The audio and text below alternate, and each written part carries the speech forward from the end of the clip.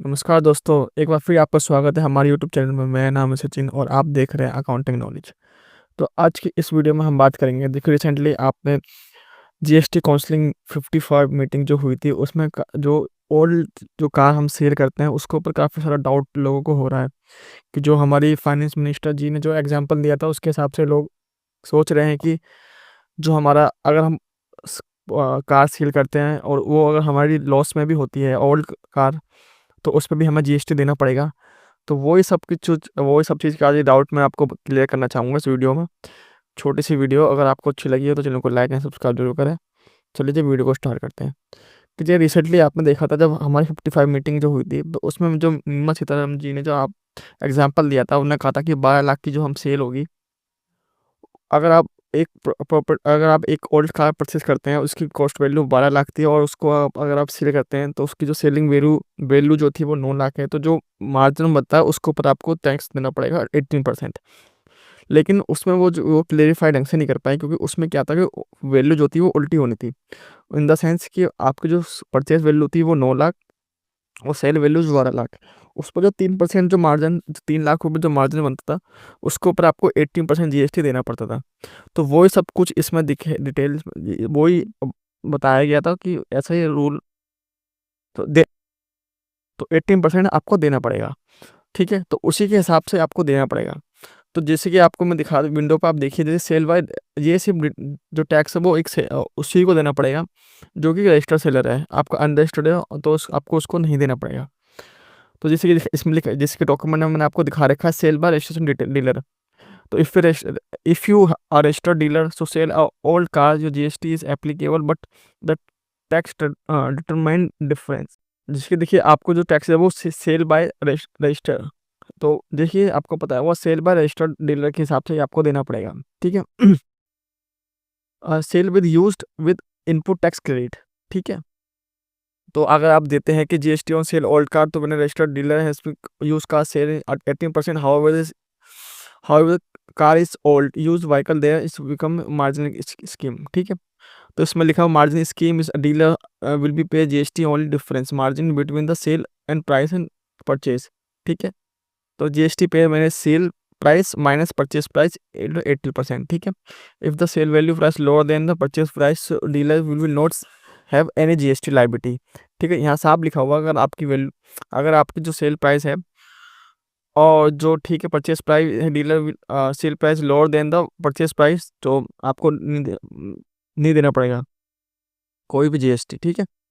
तो no tax input है अगर आप इसमें। ठीक है? अगर आप और कार देते हैं, अगर आप जीएसटी देते हैं तो जीएसटी मिल जाएगा, अगर आप नहीं देते तो नहीं मिलेगा इस केस में। ठीक है? तो sell a new goods.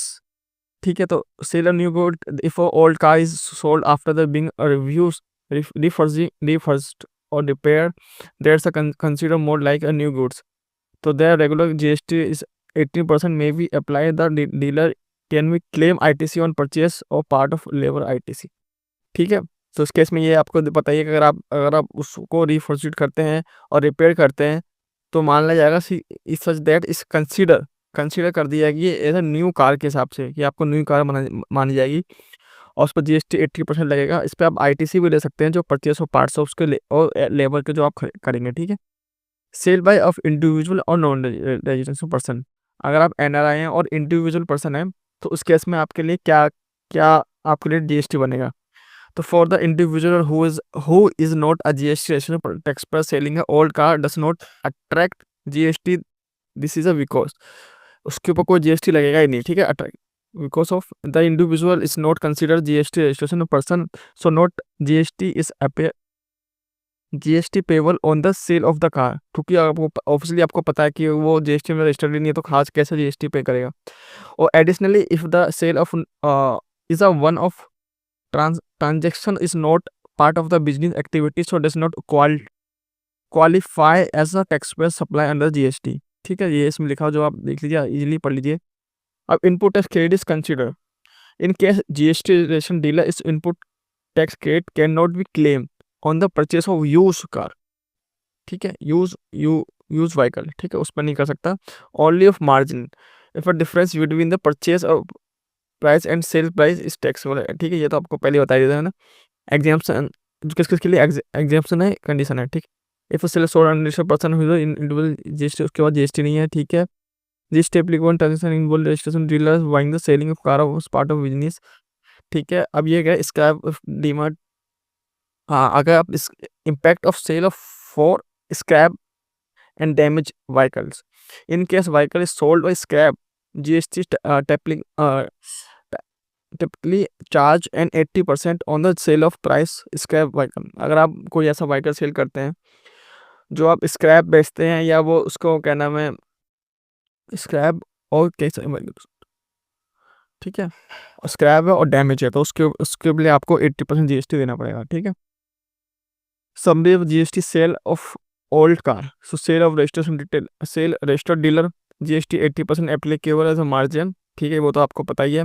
Cell by the individual, तो नो जीएसटी एप्लीकेबल है। अगर आप जीएसटी, अगर आपके पास जीएसटी नहीं है और इंडिविजुअल है तो आपके लिए कोई भी रजिस्टर नहीं है। और unregistered person, no GST applicable unless business और ट्रांजेक्शन बाय रजिस्टर्ड डीलर, ठीक है। तो उस केस में भी आपके लिए कोई जीएसटी एप्लीकेबल नहीं है,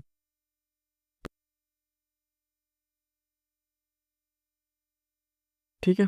तो इस तरह से आपका डाउट क्लियर हो चुका होगा कि हमें किस किस बिहाफ पे हमें जीएसटी लगाना है और कब कब हमें आईटीसी मिलेगा। तो वो ही आपको मैंने इस वीडियो में बताया है। छोटी सी वीडियो, अगर आपको अच्छी लगी है तो चैनल को लाइक सब्सक्राइब जरूर करें।